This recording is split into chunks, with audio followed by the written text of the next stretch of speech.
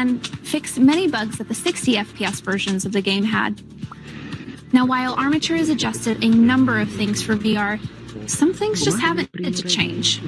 Character animations have been faithfully converted to Unreal Engine 4 and remain untouched from the original source material. And all cutscenes will be presented in their original format. If you're a fan of the survival horror genre like me, you've likely played, or tried to play, a lot of scary games in VR.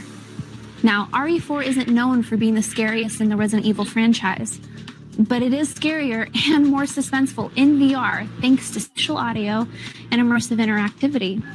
Armature has manipulated aspects of the original RE4 audio data and have used it instead as 3D spatial sound. So when you hear noises like crows, voices, and creaks, you're going to want to turn your head to see if there's a threat. They've also made sure that audio telegraphs from enemies to indicate which direction they're attacking from. So where on console you might have heard a Ganado approaching and rather calmly press buttons to reload and prepare a takedown, in VR, you're checking your ammo, you're scrambling to load a mag. And if you drop it, you're only adding to the stress and suspense of the situation by needing to physically correct your mistakes. You'll be living in the moment, carefully tracking ammo and inventory, relying on your senses for success more than you've ever done before. I'll leave you with this. A huge part of the RE4 fame was the elaborate cinematics that sell and tell the story. But once you come out of a cinematic in VR and find yourself face to face with the boss, the experience is totally different.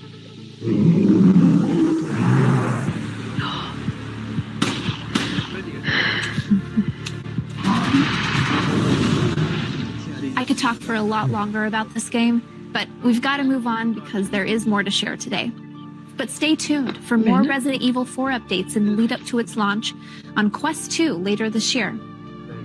All right, now I'd like to share with you updates on two of my favorite titles, because who doesn't love Star Wars?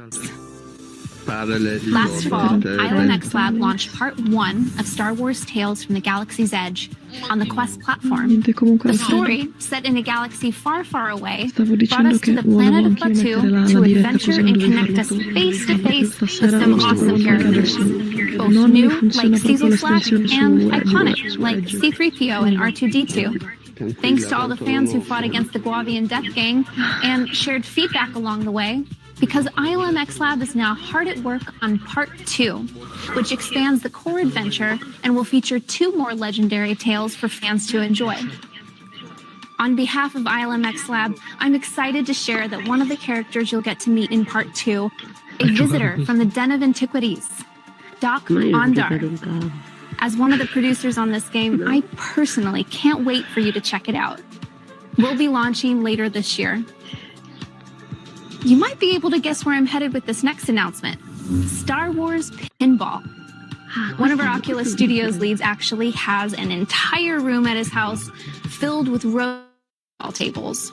It's pretty incredible, but not all of us have such a cool setup. In Star Wars Pinball, however, you can customize your own fan cave with memorabilia made especially for Star Wars Pinball VR. The game lets you relive some of your favorite iconic moments from Star Wars, films, and TV through 8 unique VR-optimized pinball tables, including new tables from The Mandalorian and classic collectibles.